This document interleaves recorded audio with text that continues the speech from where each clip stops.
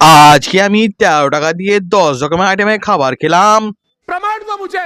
আর প্রমাণ আমি দিচ্ছি, তাই তো নিয়ে নিয়েছি হাতে 13টা টাকা, বেরিয়ে পড়েছি 10 রকমের খাবারের সন্ধানে। তো চলো, প্রথমেই নিয়ে নিয়েছিলাম 4 টাকা দিয়ে ঝুড়ি বাজার পেরে চালান করে দেওয়ার পর নিয়ে নিয়েছিলাম 1 টাকা দামি জামা ভুজিয়া। कैसा लगा मेरा मजाक?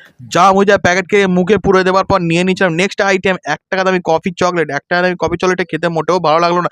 তারপরে নিয়েছিলাম 1 টাকা দামি বাচ্চাদের জেলি। कुछ ज्यादा नहीं हो गया ये?